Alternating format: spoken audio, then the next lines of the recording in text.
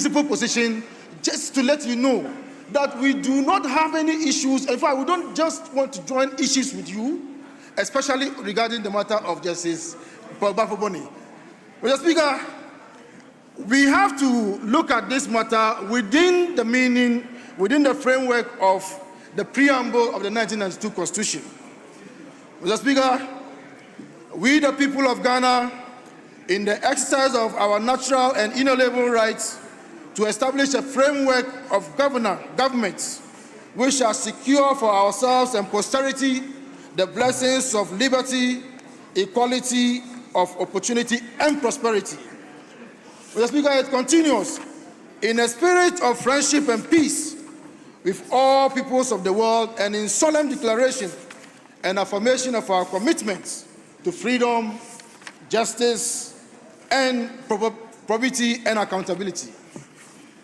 The principle that all powers of government spring from the sovereign will of the people, the principle of universal adult suffrage, and, Mr. Speaker, my emphasis, the rule of law, supremacy of the Constitution, equality before the law, and respect for the fundamental human rights and freedom of our people.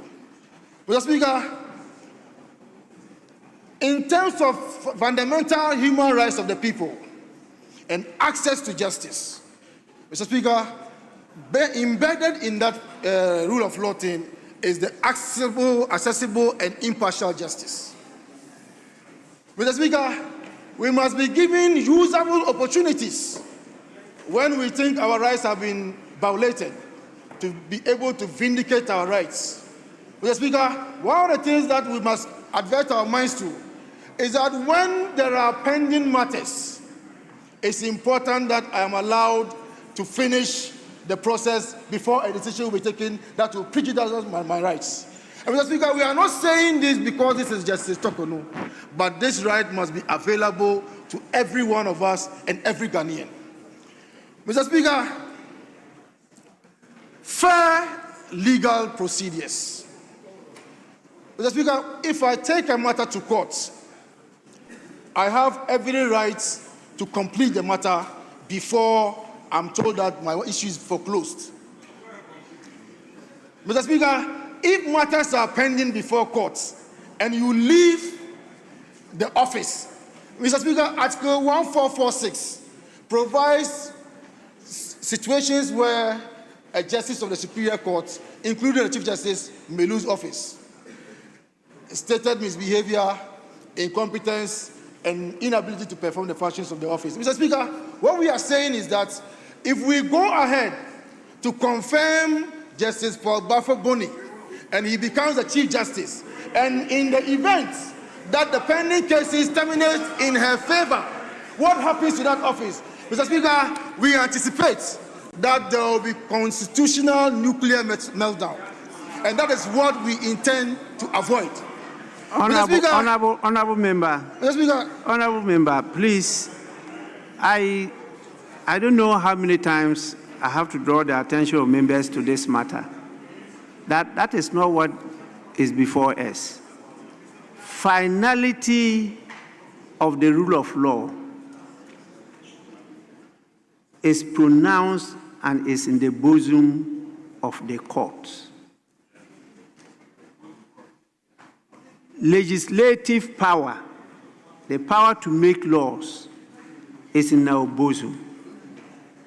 The Constitution added the power to approve, that is, give prior approval to nominees by His Excellency the President. And that is exactly what we are doing. As to whether our decision is the final rule of law, is for another body to determine. And so the proper venue, and I keep on emphasizing that, is not this House, it's the court. And so please, once you have the matters pending there, the matters will continue to pen there, and you can vindicate those rights there. The judiciary cannot say that because Parliament is considering a bill that may have some effect on a matter before the judiciary, They'll have to hold on until we pass the bill before they proceed with the matter. They can't say that. The same, I'm just putting it in simple language, that once a matter is before the judiciary, they can't say because that matter is before the judiciary, Parliament is stopped from also performing its function of lawmaking, of oversight, of these approvals and the rest until they finish adjudicating the matter. So we have to go on with ours. And that is exactly what we are doing. We cannot be stopped. I have given my ruling on this, and you are bound by it. If you are not, you know the rule in our standing orders. You know what to do. If you are not satisfied with that, you also have the courts to go and vindicate your rights. But so far as the matter before us is concerned, let's stick to that matter. Let's go on with that, and then later on you can proceed with whatever you want to do. But for me as Speaker, I preside. I don't judge. I preside. And I'll preside and make sure that what the rules say should happen will happen. At the end of the day, the House will be given the opportunity to take the decision. The rest, you can proceed on after that, please. So let's move on to the matter before us. Thank you, Mr. Speaker. Mr. Speaker, I'm guided.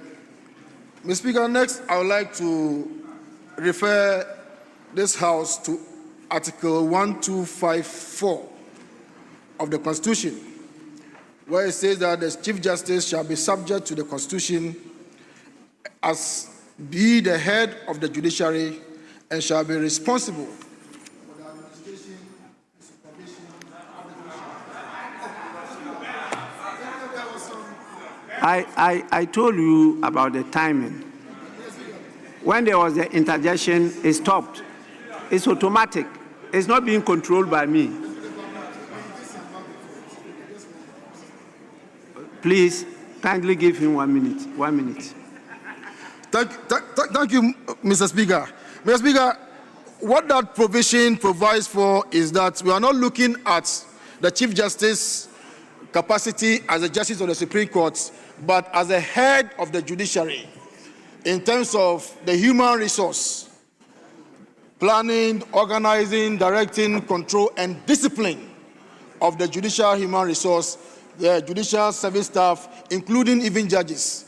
Mr. Speaker, one would be not too far away if you ask the acting Chief Justice whether or not he will be transferring judges, whether or not if a justice of the Superior Court, conducts himself or in any way he will be taking action against the person, or whether or not any disciplinary action can be taken anybody as a judge or any staff of the judicial service. Mr. Speaker.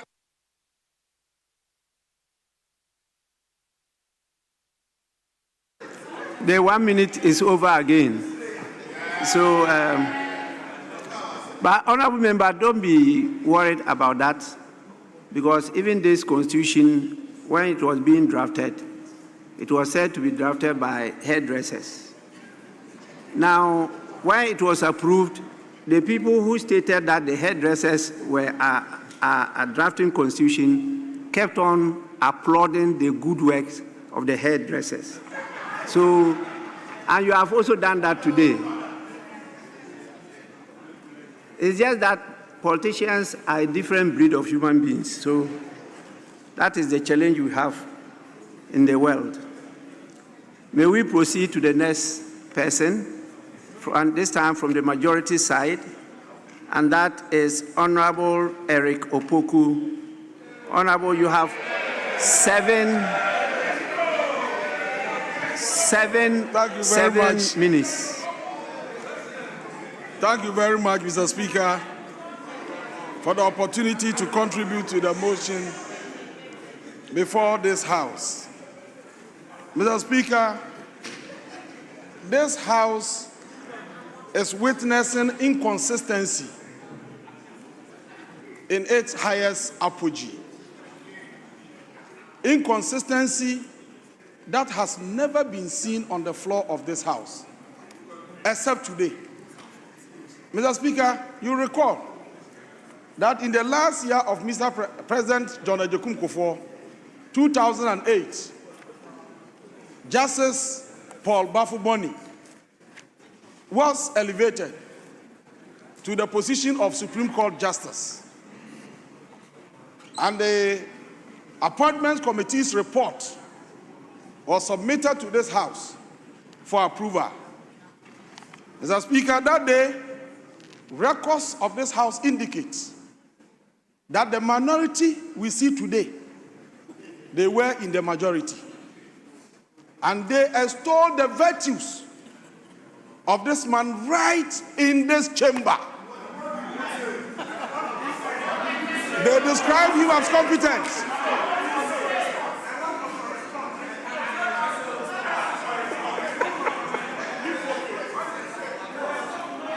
They describe him as competent, a man who has served this nation with dignity, an honest judge. In fact, they said a lot of good things about this man. Mr. Speaker, what has changed? What has changed? Today, the same person has been elevated, and now you are opposing his nomination. History will be the best judge. Mr. Speaker, again, I heard Honorable Enyimadu spoke about executive manipulation of the judiciary. Mr. Speaker, you recall that between 2003 and 2006, Justice Paul Bafuboni was appointed to the Fast-Track High Court. He was appointed to the Fast-Track High Court, a court established by President Kufuor, tried some cases, and after some years, declared unconstitutional in the history of our country. That was the period of executive manipulation of the judiciary. That was the period. And it happened under your watch. And today you have the courage to sit in the same chamber and talk about executive manipulation of the judiciary. Mr. Speaker, again, you are ruling on the matter, on this matter, is fortified by this report. Honorable member, please. May we listen to, yes. Mr. Speaker, very respectfully, I stand on Order 122 to clarify a point. Mr. Speaker, we don't appoint to the Fast-Track High Court. We appoint to the High Court. So, Mr. Speaker, that clarification would have to be clear. There's nothing like we appoint to the High Court and not the Fast-Track High Court.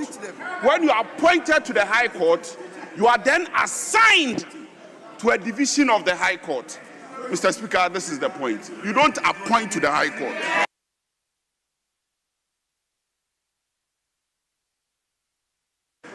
Mr. Speaker, Mr. Speaker, Mr. Speaker, it is in the report, page 8. Page 8 of the report. Listen. Page 8 of the report. He was elevated to the High Court in 2000, serving at Sunyane and Kumasi between 2000 and 2003, and later appointed justice to the Fast-Track High Court. Is it the report? So what's your problem?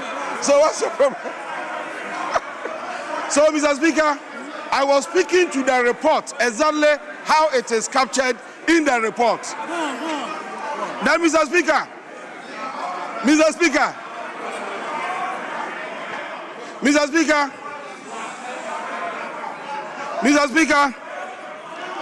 you are ruling on the matter that while Parliament is discharging a lawful duty, no court action can stop that, is fortified by this report. And it's interesting we raise this issue for Ghanaians to know. Mr. Speaker, paragraph 27 of the report. Honourable member, your leader is on his feet. Okay. Yes, please. Mr. Speaker, I have been trying very hard to get members on this side to listen to opposing views. I urge our colleagues to also pay attention and listen so that we can expedite action on this matter. I'm just appealing to our colleagues on the other side. Honourable members, please, we need to listen to each other.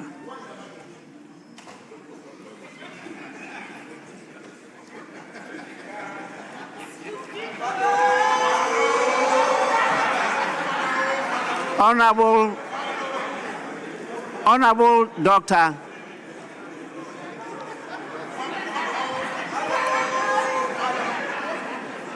he represented Parliament at our march against the judiciary.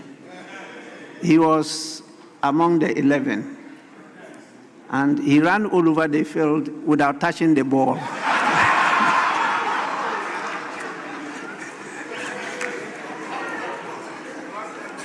And he was substituted. So I understand that. Honourable members, please, we only consider and give prior approval to nominees of the President to the Supreme Court. The High Court and the Court of Appeal don't come before the House for prior approval. Please, that is the state of affairs. The process that he went through, I was minority leader. Concerns were expressed, but this was not a matter that came before the House for his approval or otherwise. Not at all. Please, let's go on. Thank you very much, Mr. Speaker. Mr. Speaker, I was saying that reading page 27 of the report, under point 6.18, propriety of proceeding with the vetting process. Your committee has reported, and indeed they have cited two major cases, one involving a member of this House, Honorable Vincent Asamoah versus Attorney General, and the report reads, to substantiate his position, the nominee cited relevant legal precedents, including Dufour versus Bank of Ghana and Vincent Asafua versus Attorney General, both of which affirm the principle that the existence of a legal challenge does not suspend constitutional processes in the absence of an explicit court injunction. Mr. Speaker, these two cases. Honourable member, I ruled on that, so let's move on. Mr. Speaker, I'm moving on because our colleagues, when I raised the issue, that the same person, when he was brought here, they extolled his virtues. They said no, they are not opposed to his nomination, but they are talking about some legalities. And the basis of their argument is that there is a case that is to stop the proceedings of this House. And I'm reading this to fortify your ruling that they don't have basis. Their argument is baseless. They are only talking because they are in the minority and they want to be heard. Otherwise, they'll have no case at all to be even making noise in this House. The truth of the fact is that the man qualifies, he is competent. In fact, he is the first son from our region, Ahafo, to be elevated to this position. And the people of our region are solidly behind him. And so we urge our colleagues on the other side that you cannot oppose everything on this earth. You were here defending some few days ago. Now you are transmoging.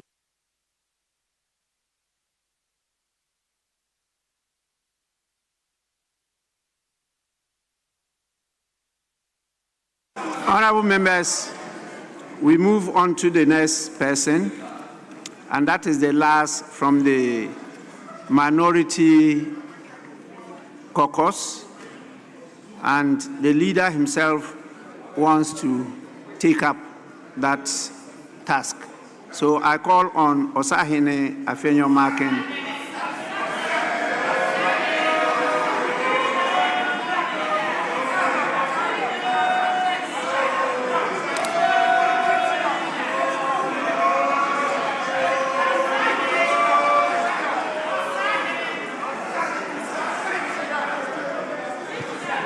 Mr. Speaker,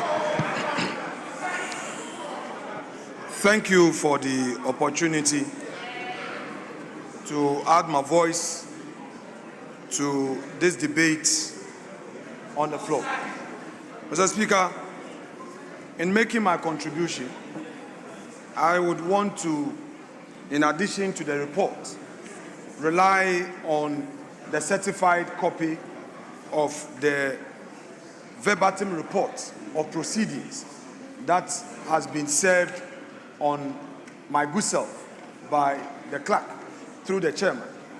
And for the avoidance of doubt, I would want to make same available to the table office for the record, because I'm going to rely on same. Mr. Speaker, that said, I shall proceed to say that for the first time under the 1992 Constitution, a sitting Chief Justice has been removed pursuant to Article 146 of the Constitution. Mr. Speaker, that removal effected on 1st September 2025, following recommendation by a committee chaired by His Lordship Justice Gabriel Puaman, has generated unprecedented litigation challenging its constitutional validity, procedural regularity, and legal effectiveness. Critically, several proceedings were filed before her ladyship's removal was finalized. These are contemporaneous constitutional challenges asserting fundamental and irredeemable flaws in the Article 146 process. The removal proceeded despite these pending objections. These objections now remain unresolved before multiple courts of competent jurisdiction. Mr. Speaker, we, the minority, hold the view that there has been inconsistency in the approach in this matter, and that if care is not taken, this country that we all seek investment for may not attract that needed investment. Mr. Speaker, as we speak, the prima facie findings of the Council of State remain unpublished. 2, as we speak, the very report that recommended... Honorable Member, I thought your reference to this matter was a matter before the House. Yes, Mr. Speaker. But what you are talking about is not before the House. Mr. Speaker, then let me use the phrase well. Let me rephrase it for the purpose of clarity. Mr. Speaker, my submission is to the effect that the matters giving rise for this motion to be taken are such that we, the minority, still believe that there are serious matters for the Constitution of our Republic. Mr. Speaker, and I say so because today we consider this nomination, and you have made it clear that our approval or otherwise does not bring a finality within the context of the rule of law, which I agree. I'm not contesting that. But it is our view, most respectfully, that one, the fact that the prima facie determination is not in the public space is of concern to us. 2, the fact that the recommendation, the report that gave rise for the final decision of His Excellency the President is also not in the public domain is of concern to us. Mr. Speaker, we contend that for the purposes of transparent democracy, the era where the citizens require information, it should have been an instinctive, inherent decision to have released the report. Because, Mr. Speaker, we hold a view that this was no less a matter because it was dealing with an organ of government, of state, the judiciary. That is our contention. Mr. Speaker. Honorable Member, as I said, you are complaining about acts of another arm of government. Mr. Speaker, I hope my time is being stopped. Not Parliament.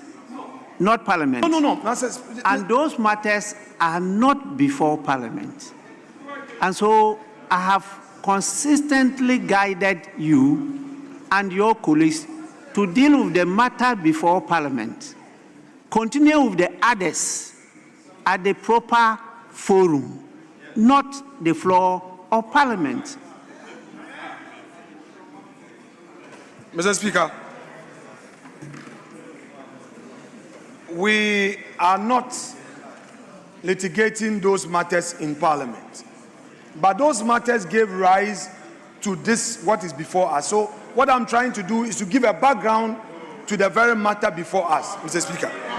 Mr. Speaker, the Honorable Eric Opoku in his submission argues with some force that executive manipulation started in Kufuor era. I found it very rich. And he tries to use that to justify the concerns that we are raising to say that we are acting in double standard. No, Mr. Speaker, in President Kufuor's era, no Chief Justice was removed. Mr. Speaker, Honorable Member, Mr. Speaker, please.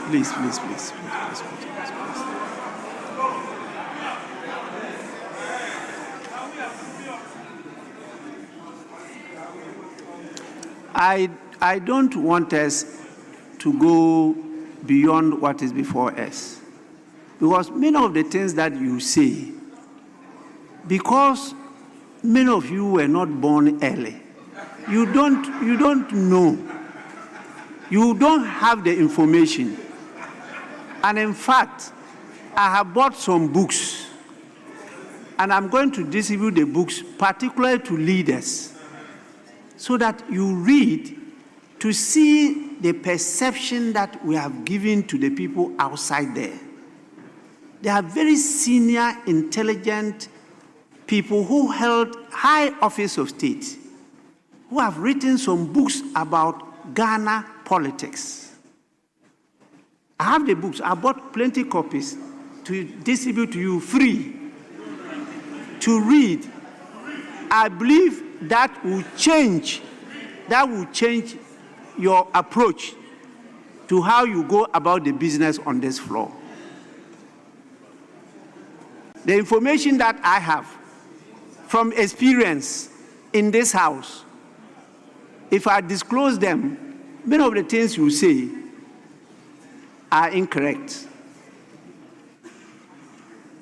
The presidents and former presidents, they know. You don't know.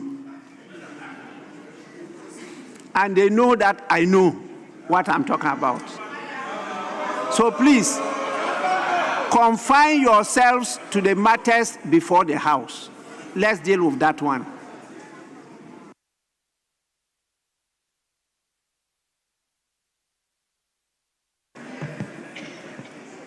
Mr. Speaker, we are saying that the fact that there appears to be some right violation against Justice Araba Isaba Tokunu, we in the minority are unable to support this nomination. Mr. Speaker, the learned Attorney General, in his submission, alluded to the fact that even when Parliament approves this nomination and the court determines otherwise, the executive would be bound to respect it. He was right in saying that when a court makes a pronouncement, the executive will be bound by it. But what he did not say is the conduct of his office in the handling of the very matter that he is saying when there is pronouncement, they would be bound by it. Mr. Speaker, he himself submitted that the rules of court allows for extension of time application to be made. The question we ask is that why didn't the Attorney General, considering the enormity of this matter, act with alacrity? Mr. Speaker, the question that begs for an answer is that for all these periods, if justice was really meant to be done, why didn't the Attorney General file a defense? He is now saying that we shouldn't worry, and that if there is any positive outcome, the president will be bound by it. But we are interested in the process. The minority in this House is interested in the process, and it is contending that his actions amount to bad faith and denying the respected Honorable Minority Leader. Honorable Minority Justice, Leader. Yes, Mr. Speaker. I acknowledge that the minority is interested, and you are expressing your concerns. And those concerns have also been expressed at the right forum. But I say this is not the forum for that. The Attorney General's conduct of conducting proceedings in that court is not before the House. That at all is not. And so please, let's handle what is before us. Then at the appropriate forum, which you are doing, you continue with it. You can just refer that this is what you are doing, but don't go into the details. Speaker, with respect, Mr. Speaker, just place my time on ice for us to interrogate this preliminary matter. Mr. Speaker, well, I will leave it to you, but I would want to learn. Mr. Speaker, in my submission, I was responding to the Attorney General. These are facts that he has made known to the House. So I was responding to his own argument. I was not saying anything new. It is what he said that I was referring to. But if you say I shouldn't delve deep into it... I stopped him. Mr. Speaker, very well. I stopped him. Very well. And I said he should come back to the subject matter on the floor. Very well. Mr. Speaker, that's please. all. Mr. Speaker, if it is so, I will not belabor. Mr. Speaker, today, our colleagues who vehemently opposed just 2 nominations to the Supreme Court, and when they had the opportunity, they brought 7. Their principled argument vanished into thin air. Today,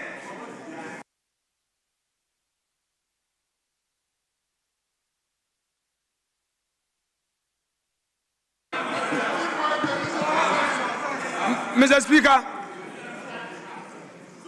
when our friends in the NDC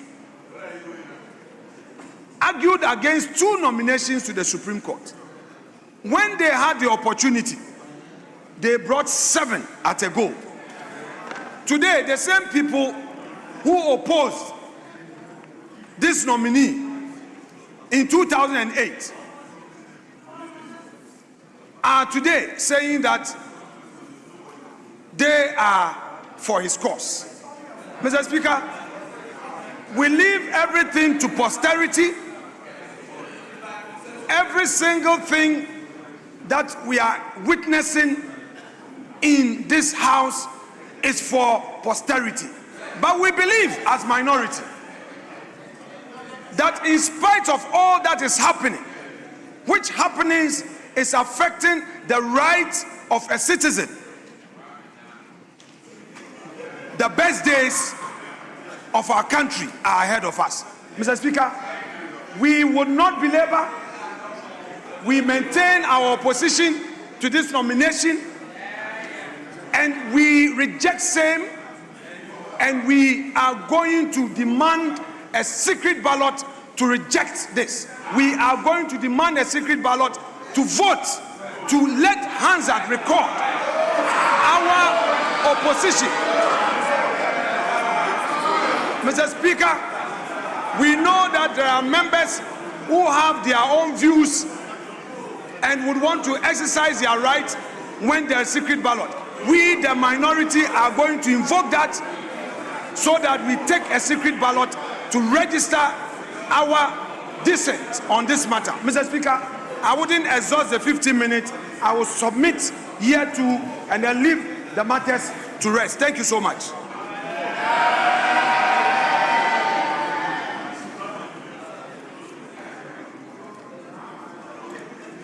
Honorable members, the last person to have a say on this matter is the majority leader. The minority leader actually used less than 15 minutes. So it's the majority leader who is now to end the debate, and he has 15 minutes to do so.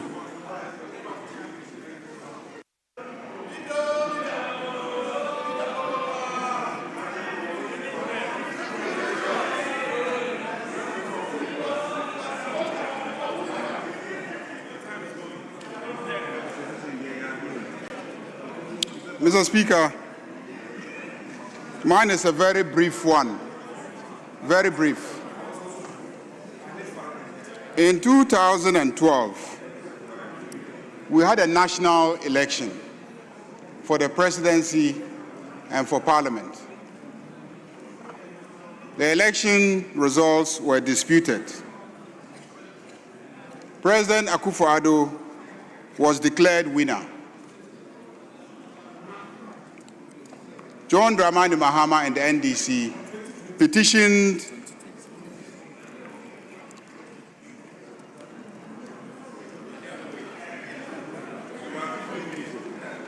President John Dramani Mahama was declared winner. Akufo-Addo petitioned the courts. Mr. Speaker, in 2020, we had another election, and President Akufo-Addo was declared winner, and John Dramani Mahama petitioned. The cases traveled before the Supreme Court, and finally, the Supreme Court made a pronouncement. Mr. Speaker, it was clear to every Ghanaian that in spite of the cases pending in the Supreme Court, we went ahead and swore in those declared by the Electoral Commission as having been validly elected. But the case went on, and in the case of the petition against John Dramani Mahama, it was in August 2013 that the Supreme Court handed a ruling. Mr. Speaker, when we put the question to the nominee as to what he thinks will happen if the previous Chief Justice's case turned out in her favor, he simply referred us to these two cases. If in a presidential petition, we are convinced that if the ruling goes against a sitting president, that person will vacate the seat so that the winner will take over. Why would we entertain doubt that if a Chief Justice who has left office gets a ruling in her favor, that the sitting Chief Justice will not give way so that the decision of the Supreme Court will be enforced? So the answer is simple. We have to proceed.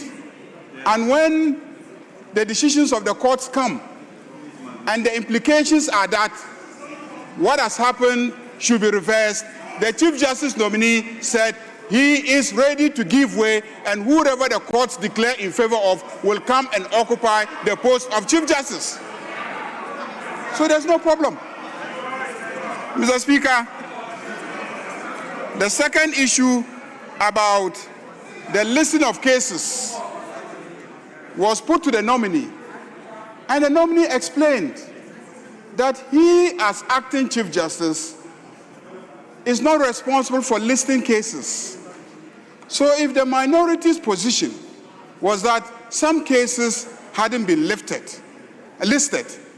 then that is a matter for the registry, because as an acting Chief Justice, the Chief Justice normally empanels the court when the registrar indicates that all the processes had been concluded, and then we had reached a stage where we would need to empanel a court. So he wasn't responsible for cases not listed. Mr. Speaker, I think that a lot has been said already about the nominee, and I will not belabor the point, except to once again, lastly, register the point that in 2012,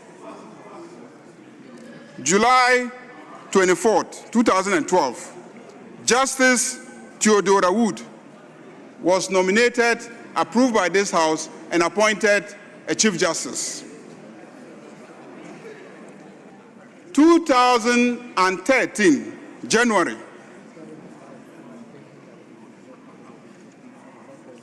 President John Evans Atta Mills, under the NDC, became president.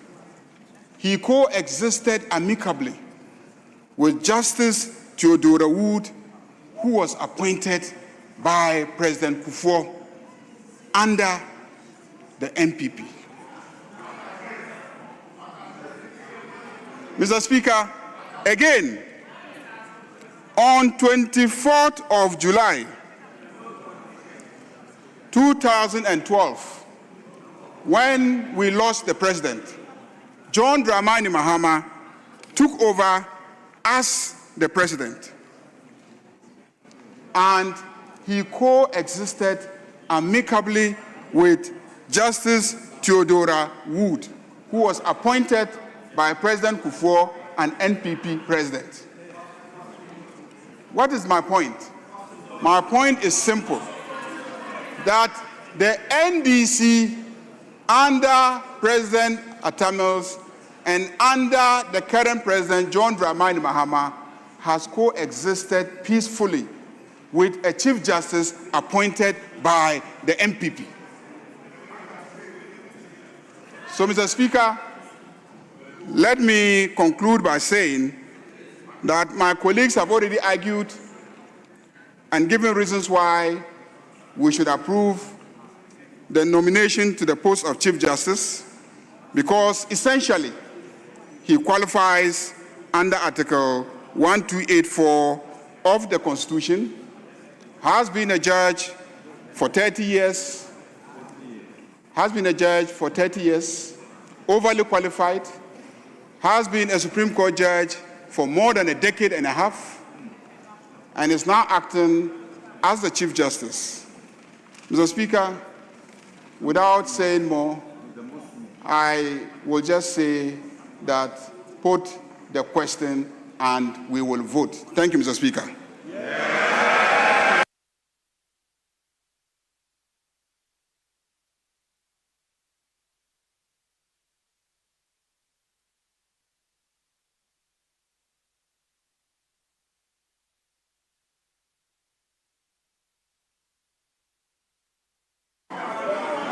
Honorable members,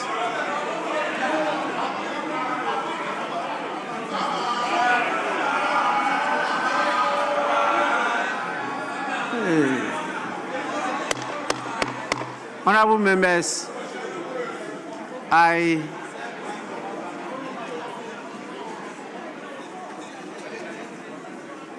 at the conclusion of the debate, I put the question. Those in favor of the adoption of the committee's report, say aye.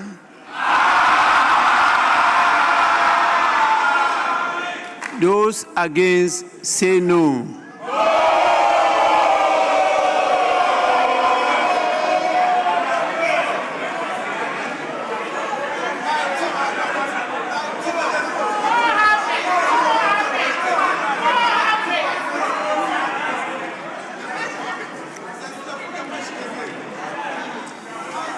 Honorable members, I put the question again. Those in favor of the adoption of the report of the committee, say aye.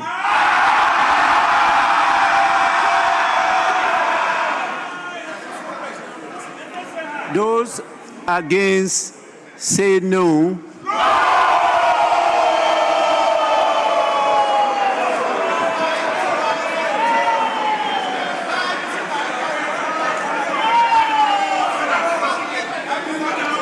Honorable members, I think the ayes have it.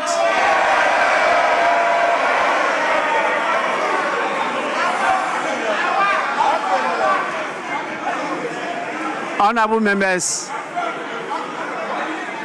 we have the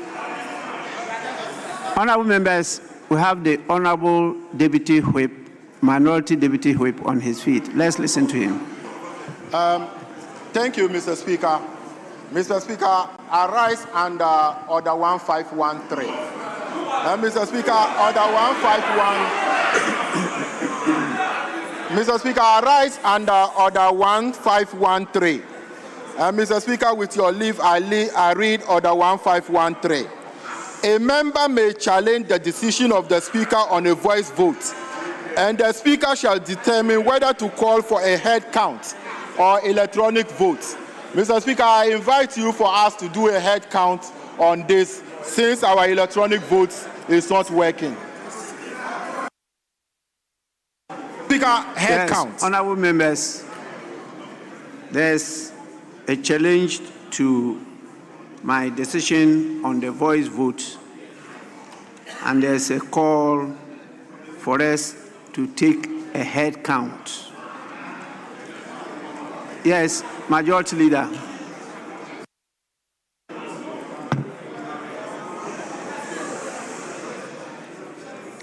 Mr. Speaker, let me read Order 1513. Well, it says, a member may challenge the decision of the Speaker on the voice vote, and the Speaker shall determine whether to call for head count or electronic vote. Whether. Mr. Speaker. Keep quiet. Whether. Mr. Speaker.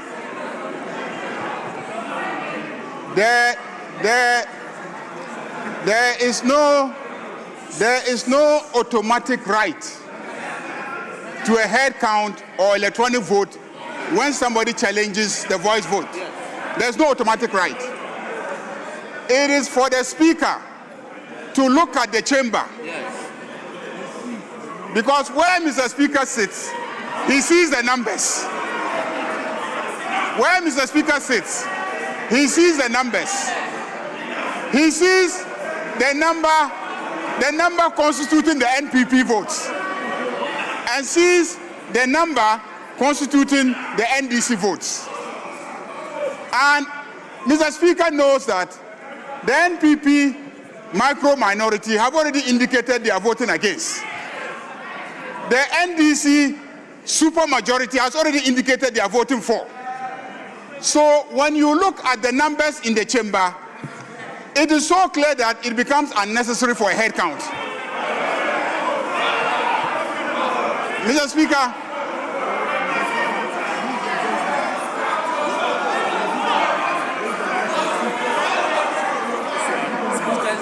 So, Mr. Speaker, we have confidence in you and your understanding of the rules. The rules say that a member may challenge the decision of the Speaker on a voice vote, and the Speaker shall determine whether to call for head count or electronic vote, or whether not to call for head count or electronic vote. Mr. Speaker, it is obvious, and there's no need for you to call for a head count or an electronic vote. It is obvious that they have lost the vote. We've won the vote, and take a decision and let's proceed. Thank you, Mr. Speaker. Honorable members, I have determined that there should be a head count. So we are going to do a head count. Head count. Please.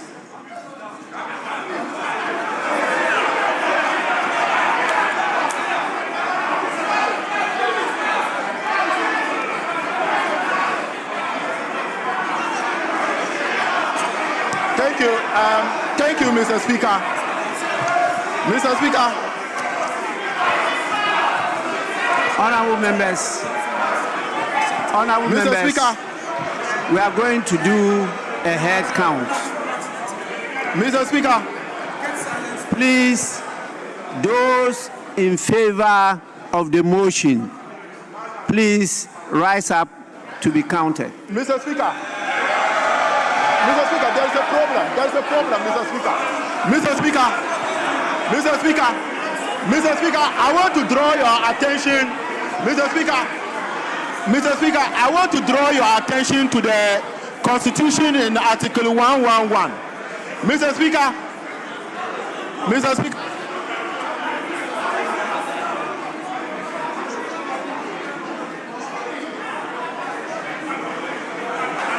Mr. Speaker, the Constitution in Article 111.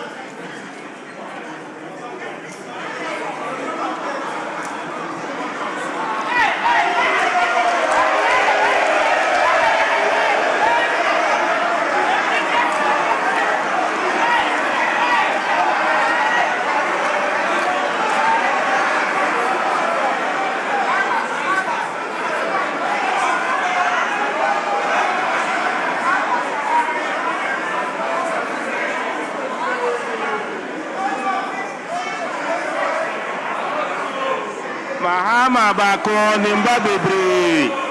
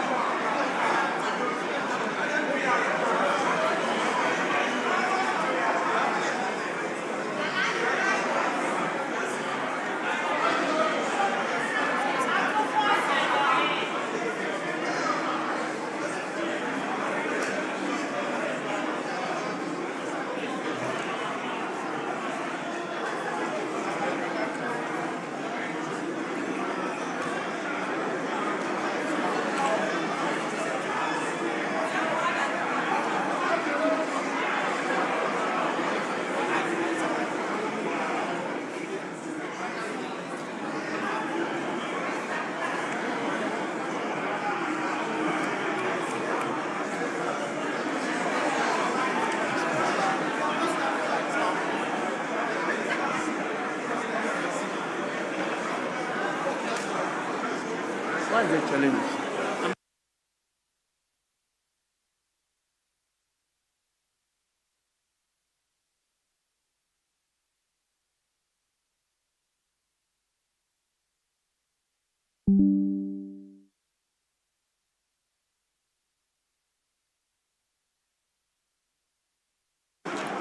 Please, honorable members,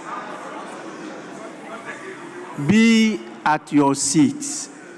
Members are moving around and they are having a challenge in counting you. Please, say rise up, rise up.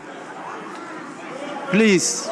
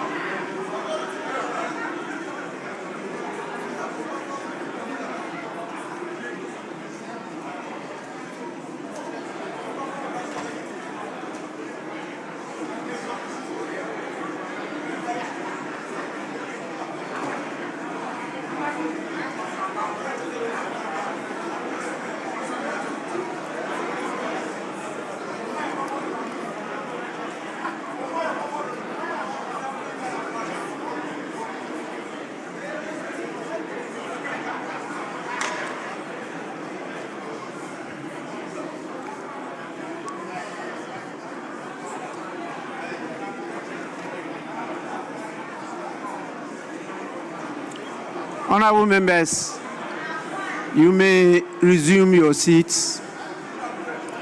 Resume your seats.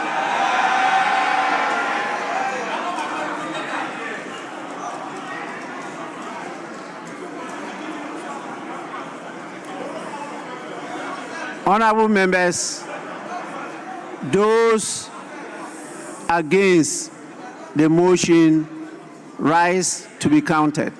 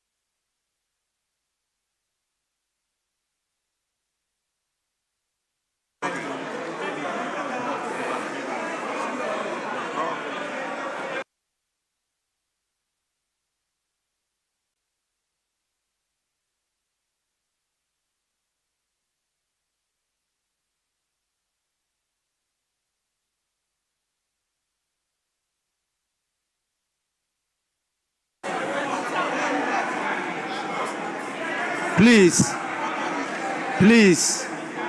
clerks at the table, you are asked to count all those who have risen. Please, so any person that has risen and is standing should be counted.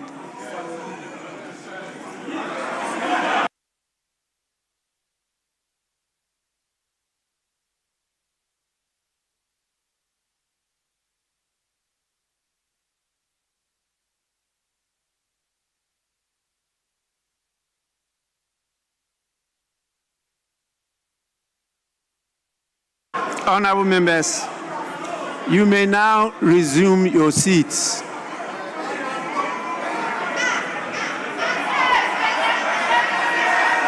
Resume your seats.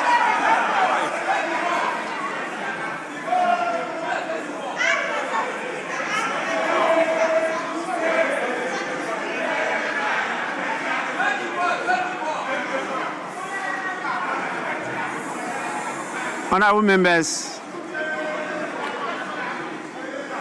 at the count,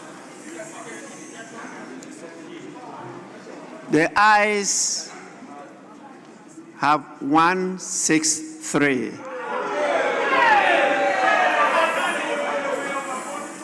The noes 69.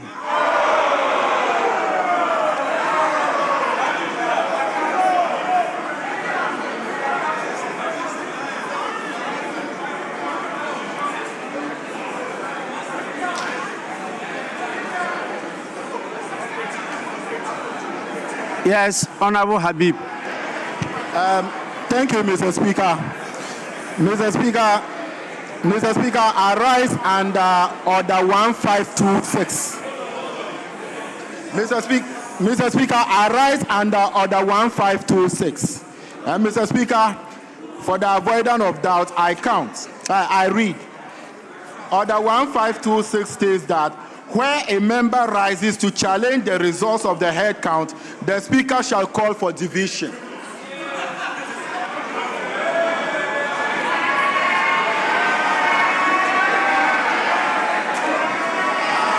So, Mr. Speaker, I therefore challenge the head count, and I call for you to apply Order 1526 as stated in our orders for division, Mr. Speaker. Honorable member.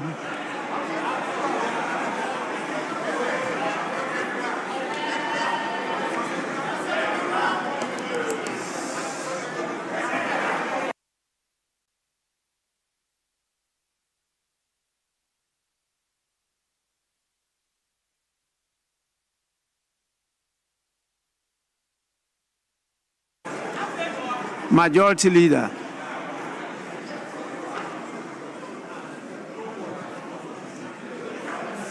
Mr. Speaker,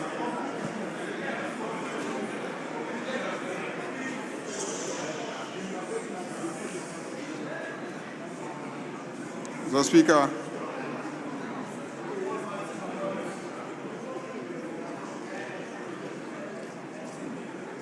the member rose and quoted Order 1526. And I just heard him read, where a member rises to challenge the results of the head count, the Speaker shall call for a division. I have not heard him challenge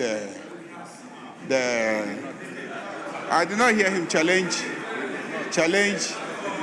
the head count. I did not hear. I did not hear him challenge. I did not hear him challenge. You did. He told him. I did not hear him challenge. I did not hear him challenge the result of the head count. So, Mr. Speaker, let him come properly. I did not hear him. But Mr. Speaker can give a ruling if you heard him challenge the the results of the head count. I did not hear him.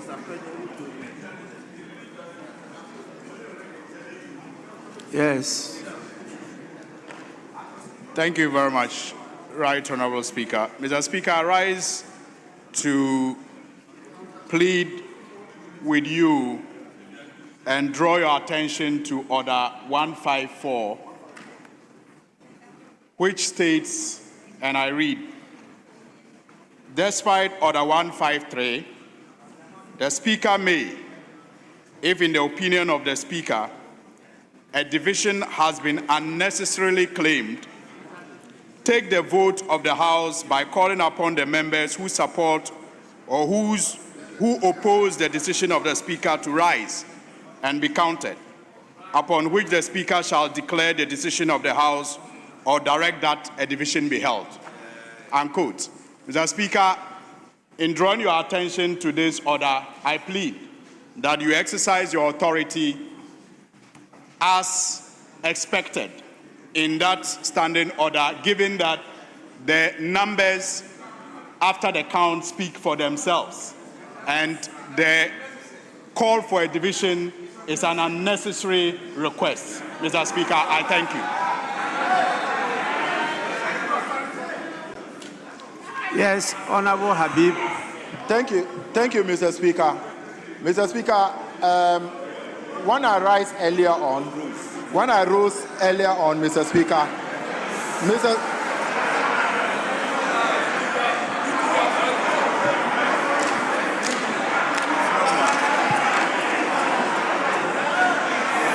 Speaker,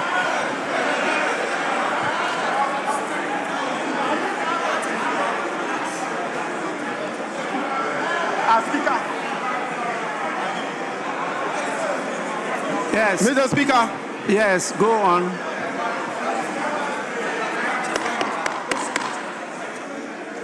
Mr. Speaker, when I rose earlier on, it was under Order 1526, and that I challenge, and it reads that where a member rises to challenge the results of the head count, the Speaker shall call for a division.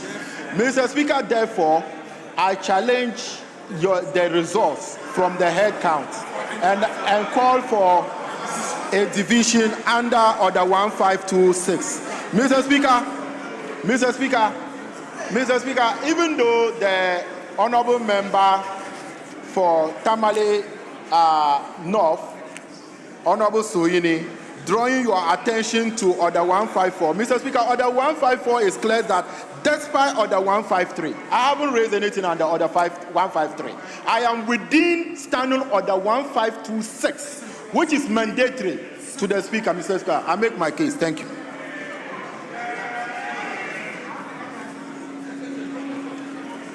Honourable Member, I'm still waiting to hear your challenge. Mr. Speaker, It's not sufficient to say a challenge. Mr. Speaker, Mr. Speaker, to make my earlier on, I tried to draw your attention. Mr. Speaker, I made this challenge because number one, Mr. Speaker, I did not believe that the number as presented to you from those who voted for the yes or the ayes were up to the number presented to you, Mr. Speaker. And also, I was drawing your attention to Article 111 of the 1992 Constitution. And Mr. Speaker, I read Article 111. The Vice President or a minister or a deputy minister who is not a member of Parliament shall be entitled to participate in the proceedings of Parliament and shall not be accorded the privilege of all members of Parliament except entitlement to vote. Mr. Speaker, the time we were taking the vote, the Ashanti Regional Minister is seated there. He's still here. Mr. Speaker, the Works and Housing Minister is still seated here. He has no right to vote. That's my basis for my challenge, Mr. Speaker.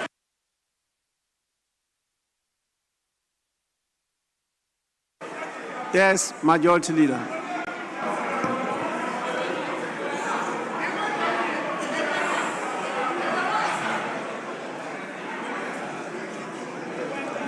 Mr. Speaker, Mr. Speaker,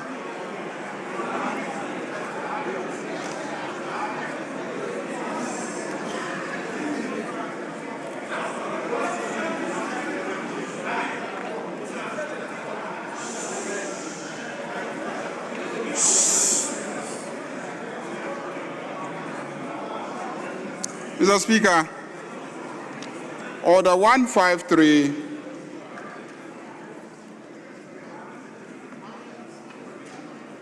and Order 152 and Order 154 must all be read together. Because Order 154 says that despite Order 153,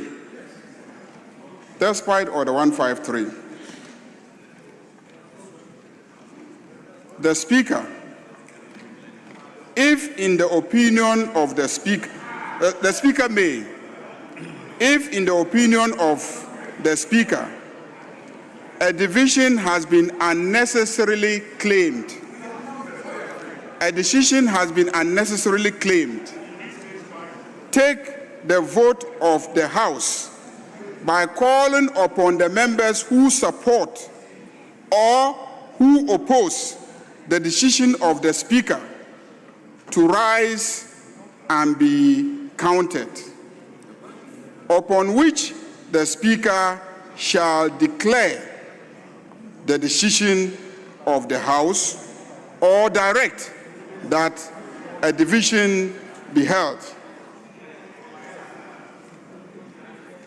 Mr. Speaker, if you read Order 153, it deals with division and says the Speaker shall direct that the lobbies be declared in the case of a division. The division bell shall be rung for 1 minute. The Speaker shall invite the leadership of the majority, minority, or independent caucuses to appoint 2 tellers each to observe the division process. After a lapse of 5 minutes, the Speaker shall announce the names of division clerks and the tellers. So 153 deals with the procedure for division. Is that okay? And 154 says that in spite of the fact that there is a procedure for division, Speaker can also say that a division has been unnecessarily claimed. That's 154. And if the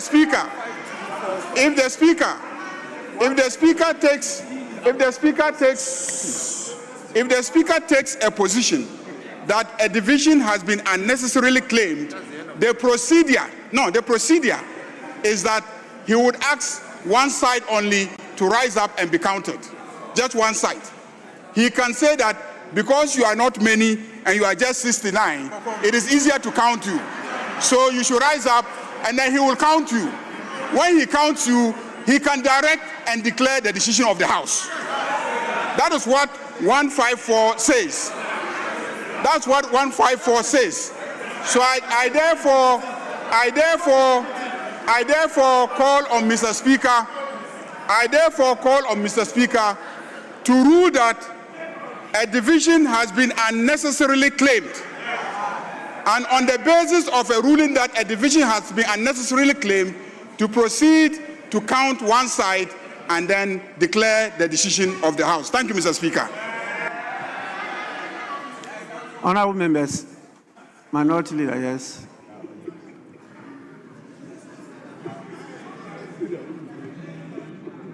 Yes, I think I mentioned it to you before.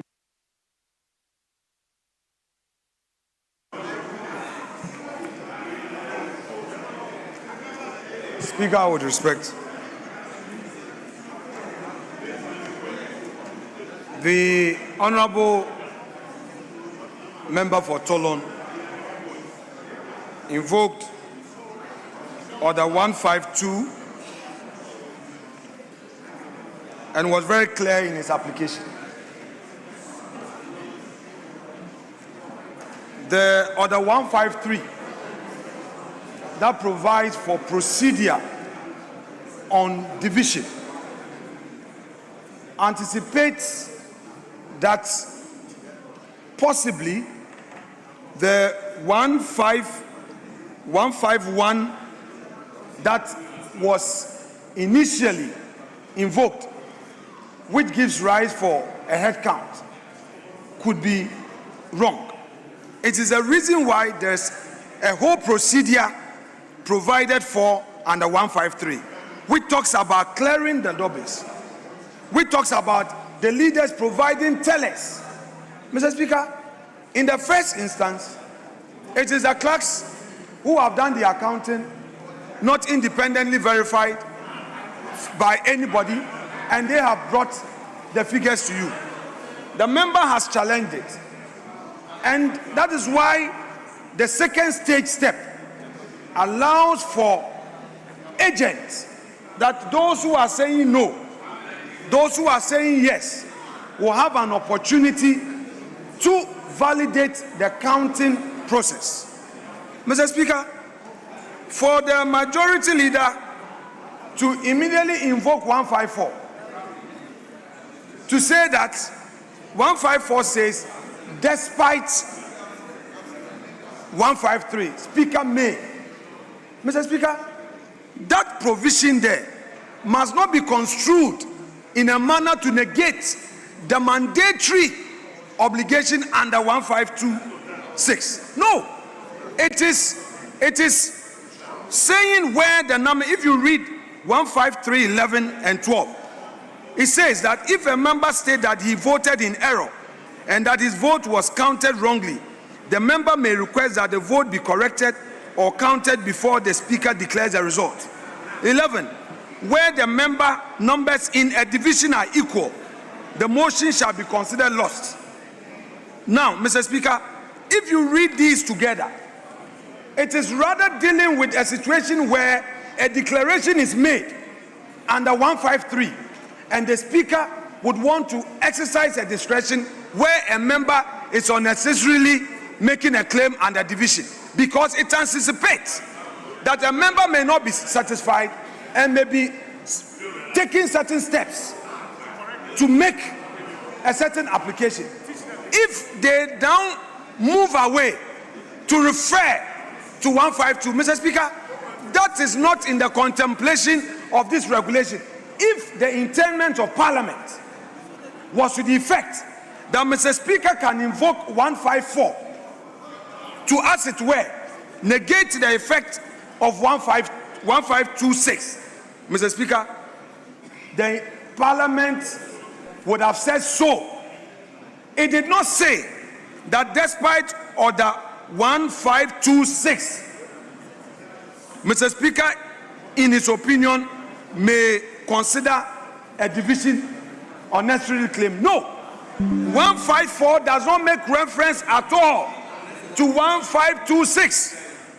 Mr. Speaker, that provision does not make reference to it at all. If the lawmakers had intended the 154 to have effect on 1526, it would have said so in clear language. Mr. Speaker, what has not been written or said is not meant to be added to the whole lot for interpretation. What 154 contemplates is the 153. That is why it mentions 153 without more. Nobody should attempt to lead Mr. Speaker astray. There is a huge temptation. There's a huge temptation. Earlier, the majority leader said Honorable Habib did not challenge. So he didn't hear. Now he moves away. He moves away to now invoke 154. The 154 is contemplating 153. Mr. Speaker, I would not want us to further delay this.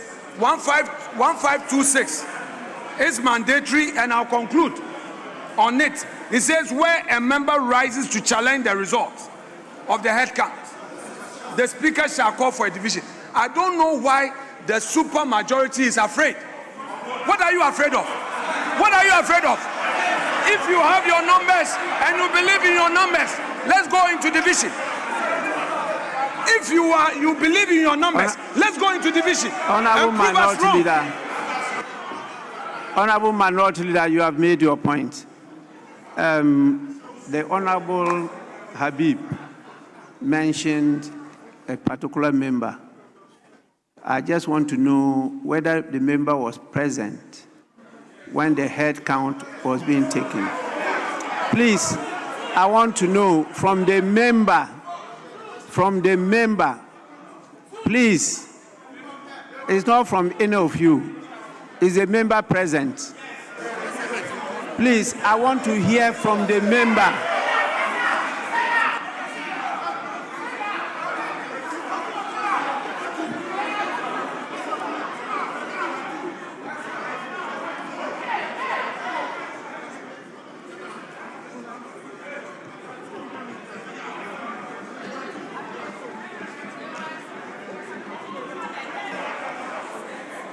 Yes, honorable member. No, come here. Come and use this one. Come and use this one.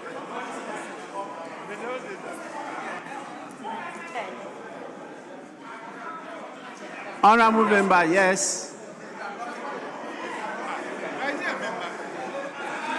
Okay, use, come and use it. Let's do it. Man, so who there? So just speak straight.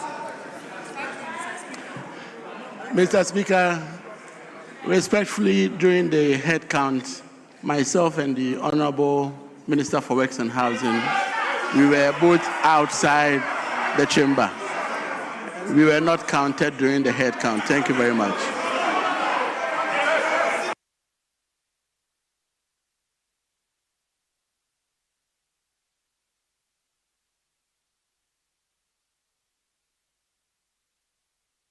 Yeah, you work them out. What of this what you? What's it? Yes, honorable members, it's my view that the division has been unnecessarily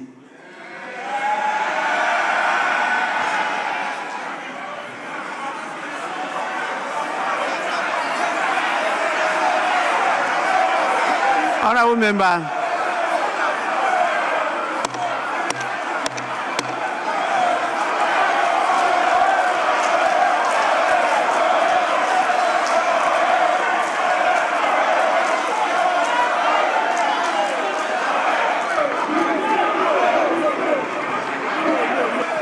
Honorable members, the division has been unnecessarily claimed. Honorable members, please resume your seats.